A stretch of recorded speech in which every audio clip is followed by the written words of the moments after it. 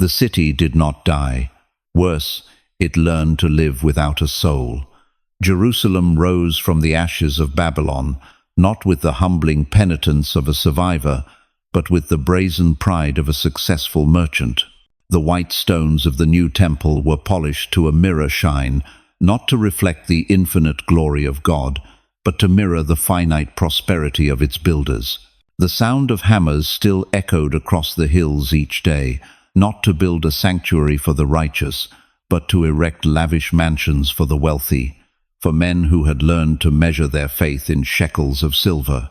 They had returned from exile, but it seemed they had carried Babylon back with them in their hearts.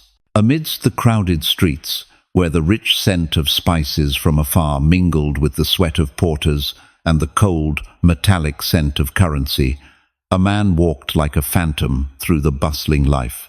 His name was Malachi. He carried no prophet's staff, wore no priest's white linen robe.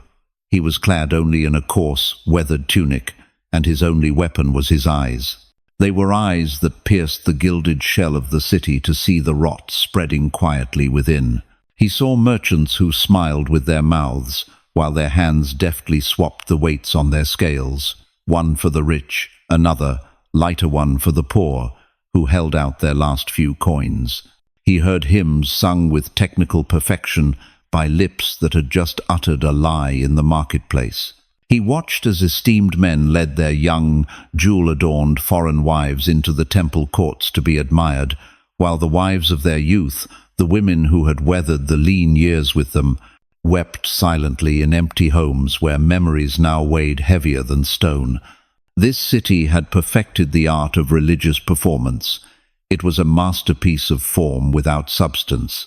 They brought their sacrifices, but their hearts remained in the marketplace, calculating the next day's profits.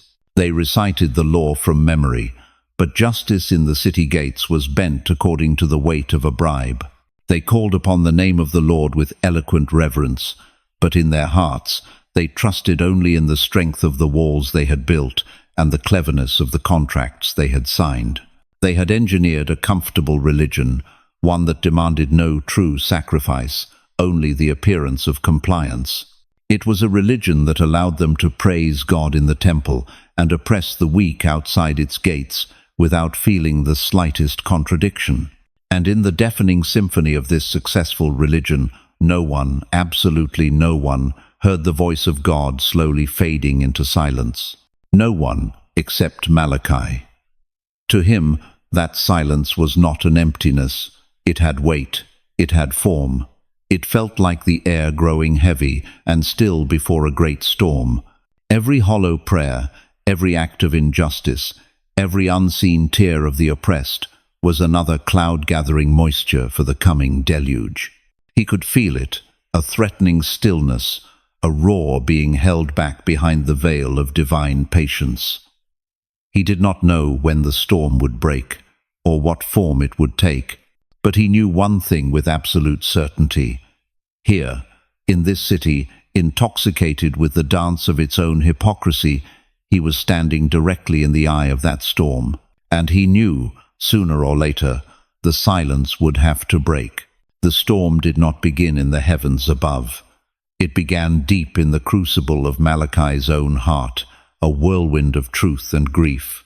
Every night, as Jerusalem drifted into its well-fed, self-satisfied slumber, as the last lamp in the last mansion was extinguished, leaving only the cold moonlight on the cobblestones, he would awaken.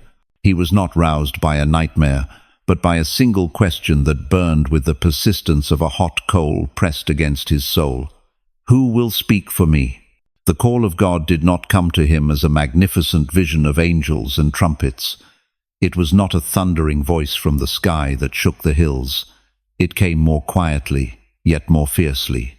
It was a weight that grew heavier on his shoulders with each new dawn, a bitter taste of truth he could not swallow every time he witnessed a fresh injustice. He saw the great covenant between God and his people, a covenant written in love and sealed in promises, not being shattered in a single, defiant act of rebellion, but being slowly eroded, eaten away by 1,000 tiny compromises. by an indifference expertly disguised as patience. They did not break the covenant, they simply allowed it to gather dust in a forgotten corner of their souls. Malachi wrestled with himself. A violent, internal war raged in the stillness of the night. Who was he to stand against a system so deeply entrenched? He was an ordinary man, not of the priestly line, with no reputation to command respect, no authority to issue decrees. "Lord, I have only a voice," he whispered into the darkness, his own words sounding frail and hopeless. A weak voice in the noise of an entire city. And the answer echoed back in his spirit, not in words, but in a profound, unshakable certainty. "Your voice is enough." His surrender was not a moment of glory, where he proudly accepted his commission. It was a quiet acquiescence, almost a defeat of his own will before a power far greater. He knew the message he was to carry would not be welcomed with garlands. It would be like salt rubbed into festering wounds that people preferred to keep hidden, like a harsh light thrown into a cluttered room where the occupants had grown comfortable in the dimness. He would become an enemy to comfort, a disruption to a counterfeit peace. But the fire within him, a fire kindled by God's holiness and fed by his sorrow for his people, had now grown too large to be contained. He had to speak. There was no other choice. If he did not, that very fire would consume him from the inside out. One morning, before the sun had risen, he stood up. The battle was over. The messenger was ready. Malachi did not choose to enter the temple during the busiest hour of prayer, when the inner court was thronged with finely dressed worshippers, and the air was thick with incense and recited psalms. He came in the early dawn, when a thin mist still clung to the stone courtyard, and the air carried the lingering fatigue of the previous day's soulless rituals. He stood in the shadow of a great pillar and watched. He saw the priests, their eyes deep-set and ringed with shadow, not from long nights of prayerful vigil, but from the sheer tedium of a repetitive job.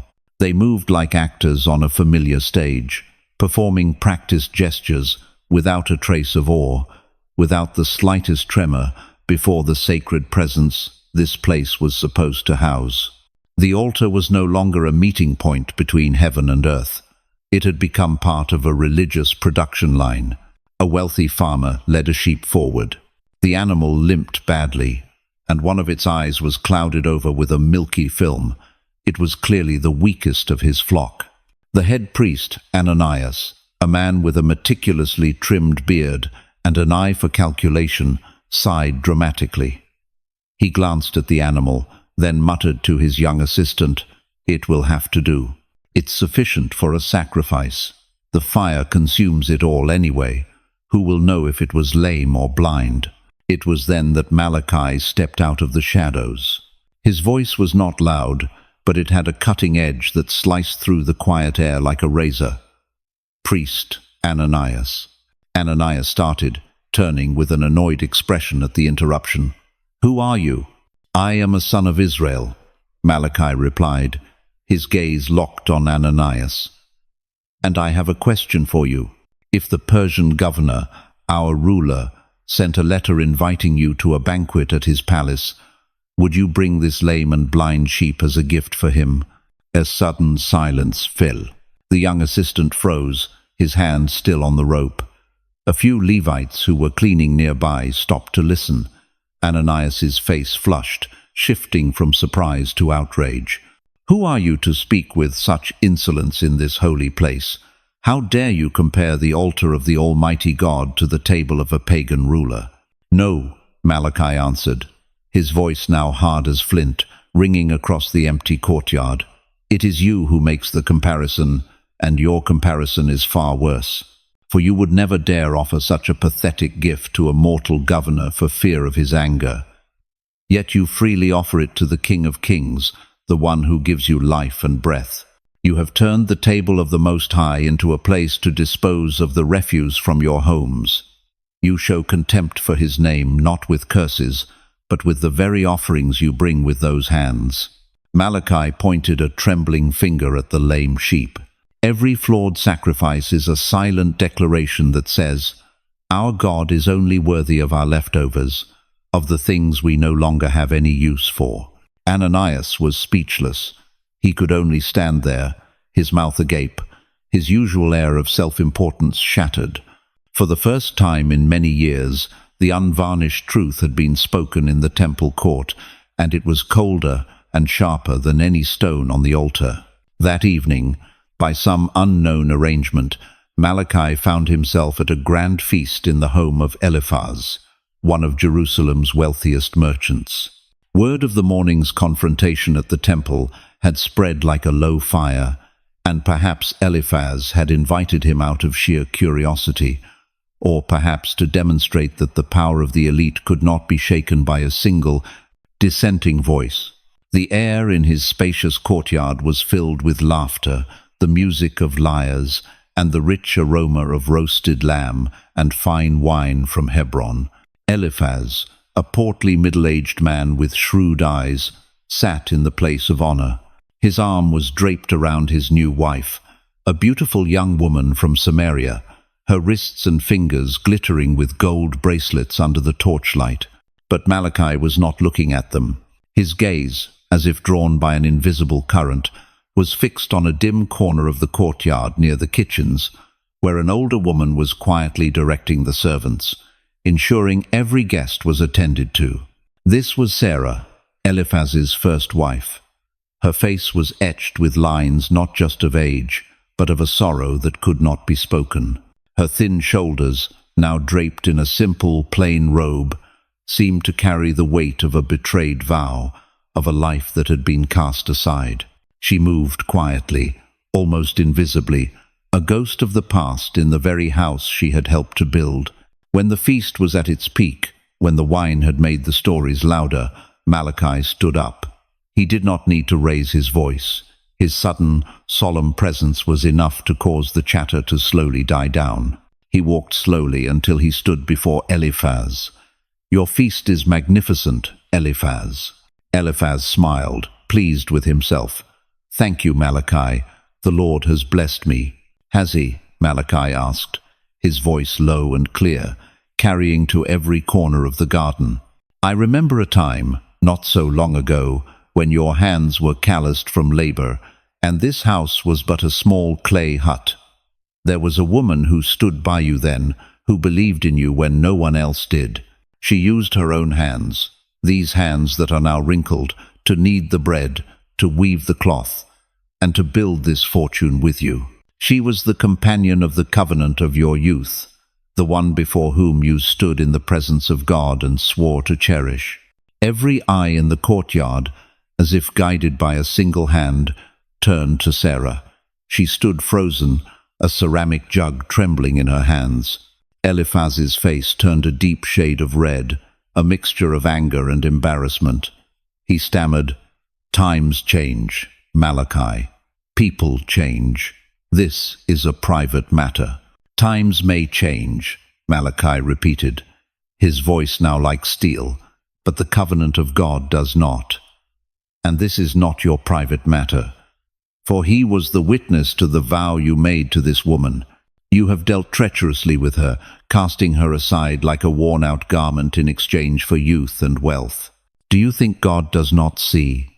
Do you think the sacrifices you offer in the temple can cover the stench of your unfaithfulness? I tell you, her tears cry out to heaven, and that cry, in the ears of God, is louder than every hymn you have ever sung in the temple." The feast was shattered, not by the sound of breaking pottery, but by the heavy silence of an exposed truth. The forgotten vow had been dragged into the light, and no torch in the garden could dispel the darkness of that shame. The next day, the tension in Jerusalem was thick enough to be cut with a knife. Malachi's words at Eliphaz's feast had raced through the city's alleyways, whispered and debated at every market stall. He had angered the priests and shamed the merchants. Now, he walked directly into the place where their power was most visibly exercised, the central marketplace, the chaotic, beating heart of the city's commerce. The air here was a potent mix of spices, leather, sweat, and the unmistakable scent of raw greed. The shouts of vendors, the haggling of buyers, and the braying of overloaded donkeys created a cacophonous symphony of survival and profit. Malachi stopped before the stall of Zimri, one of the most powerful grain merchants, a man known for his close ties to the temple leadership. A widow, dressed in worn, faded garments, stood there, her weary face a mask of anxiety. She carefully counted out her last few coins from a calloused palm and placed them on the counter. "A little flour, if you please," she whispered. Zimri offered a smile he thought was benevolent. "Of course, dear woman." He swiftly reached under his counter and retrieved a stone weight, one that had been subtly hollowed out on its underside to make it lighter, and placed it on one side of his bronze scales. He then scooped flour onto the other side until the scales balanced. Malachi had seen it all. He said nothing. He strode forward, past the startled widow and the suddenly nervous Zimri. With a swift, decisive motion, he seized the bronze scales and lifted them high above his head, so that all in the crowded marketplace who had turned to watch could see. The deceitful weight still rested on one pan. "People of Jerusalem, look, this is your righteousness. This is the piety you boast of." Zimri's face went pale, shifting from surprise to panic to rage. "What are you doing? Let go of my scales. This is my business." "No," Malachi roared, and this time his voice was not a quiet warning, but a thunderclap that echoed through the market, silencing the haggling. "This is not business. This is an abomination. With one hand you offer your fat sacrifices in the temple, so that men may see how devout you are, and with the other hand you steal, piece by piece, from the widows, the orphans, and the poorest among your people. You lift your faces to heaven and ask, 'Where is the God of justice? Why does he not act?' I will tell you where he is. He is in every grain of flour you have stolen. He is in every silent tear of this widow. He is in the hungry cries of the fatherless. The weight of the dishonest money you accumulate is pulling your souls downward to a place from which no sacrifice can redeem you." With that, with a strength no one thought he possessed, Malachi hurled the scales onto the stone pavement. The sound of metal shattering against stone was deafeningly loud, the broken pieces scattering across the ground. The deceitful weight rolled to a stop, a mute testament to the city's sin. The marketplace, always a place of noise and chaos, was, for the first time, utterly silent. There was only the sound of the wind whistling between the stalls, and the gasps of those who had just witnessed justice being served, not by a judge, but by a prophet of God. But not all of Jerusalem had rotted beneath its gilded shell. In a forest of dead trees, there were still green shoots quietly pushing their way toward the light. In a small, dark alley, hidden behind the opulent mansions and the noisy markets, there was a small room in the cellar of a potter's house. Every night, long after the city had fallen asleep, a single, flickering oil lamp would be lit there, casting a weak but warm glow. Here, a small group of men and women would gather. They held no power, possessed no wealth, and carried no prestigious titles. They were artisans with calloused hands, farmers with sun-weathered skin, widows the world had forgotten. They were the ones with no voice in the city councils, no seat of honor in the temple. They were the remnant, the small band of people for whom faith was not a performance, but their very breath. They did not conduct grand ceremonies or sing elaborate hymns. Instead, they sat together on the cool earth floor. An old carpenter named Caleb, his hands still smelling of cedarwood, would carefully unroll an old scroll of the law, its parchment softened by countless readings. His voice would tremble as he read, not from age, but from a genuine awe before the words of God. They spoke with one another about the Lord's faithfulness, reminding each other of the promises their ancestors had received. A young woman, recently widowed, would share her small loaf of bread with an elderly man who had no family. They prayed, not for greater riches or status, but for the strength to live justly in the midst of a crooked generation, for the grace to keep their small flame of faith from being extinguished by the winds of apathy sweeping through the city. They would say to one another, "The Lord is watching, do not lose heart." They encouraged each other, "Be faithful in the small things." They were a community of those who did not forget, who still remembered that their covenant with God was not an economic contract, but a relationship of love. And in the narrative, the perspective suddenly shifts upward, past the rooftops, beyond the walls of Jerusalem, higher than the clouds. In a place beyond space and time, God does not hear the loud, hollow hymns from the temple, but he leans down to listen to the whispers, the sighs, and the heartfelt prayers from that small cellar. Every word that revered his name, every quiet act of kindness unseen by the world, every tear of repentance did not go unnoticed. An angel, at his command, opened a great scroll, a book of remembrance, and with a pen of pure light, the angel carefully wrote their names inside: Caleb, the carpenter, Ruth, the young widow, and many others. "They shall be mine," a voice declared, echoing through eternity, not with the thundering power of a king, but with the tender affection of a father. "On the day when I act, they will be my treasured possession, whom I will spare and protect." In a city that was losing its soul, these humble souls had become God's most precious treasure. After weeks of confrontation and warning, after stirring the stagnant waters of Jerusalem from its temple to its private homes and its marketplaces, Malachi felt the weight of the final prophecy settling upon his soul. This message was no longer a question or an accusation. It was a declaration of what was to come, both a verdict and a promise. He spent a sleepless night on his knees on the cold earth floor of his small room. His soul was a battlefield, torn between a deep, aching sorrow for his people, whom he loved, yet who were so lost, and the burning holiness of the message he had to deliver, a message that could not be diluted or softened. He did not pray for himself. He prayed for them, that a few might hear and understand. As the first rays of dawn, faint and pink, touched the tops of Jerusalem's walls, Malachi was already standing at the temple gate.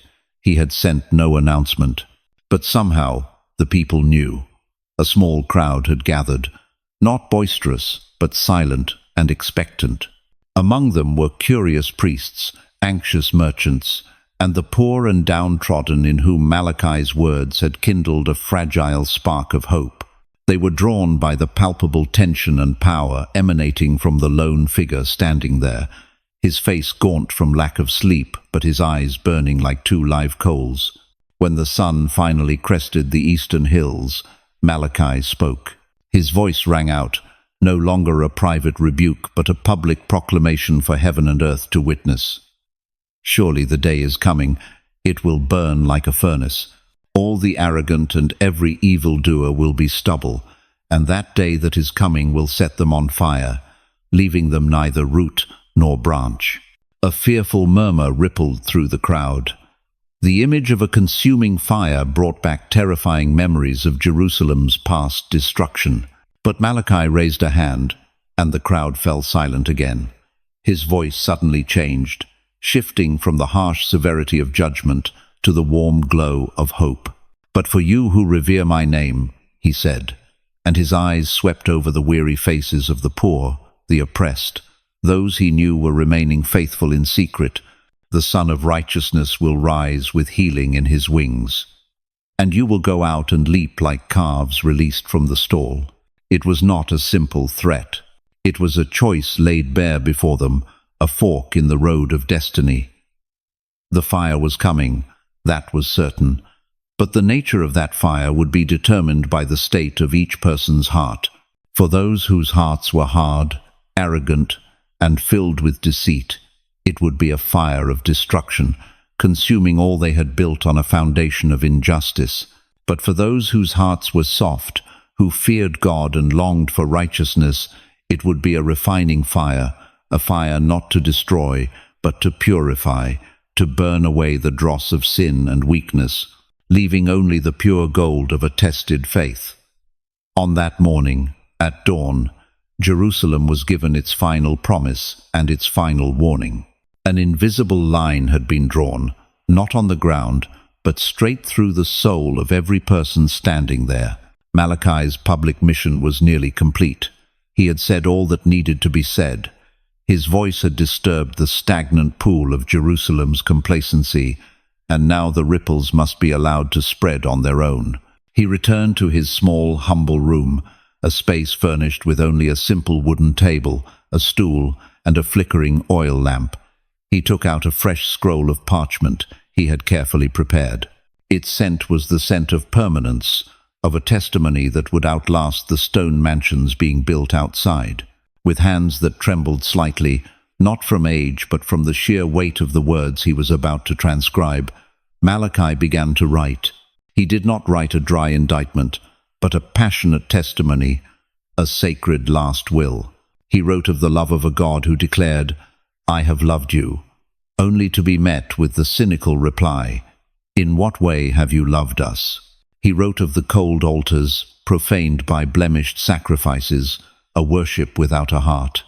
He wrote of the forgotten covenants, of the tears of abandoned wives, a treachery against both humanity and God. He wrote of the deceitful scales, an offense against the very nature of justice on which God's throne rests. But he did not only write of sin. In between the stern lines, he left a reverent space to write of those who remembered. He wrote of their whispers in the small room, of their quiet reverence, and of how God leaned down to listen and record their names in a special book. It was a message that faithfulness, no matter how small or unseen by the world, was the most precious thing in the eyes of God.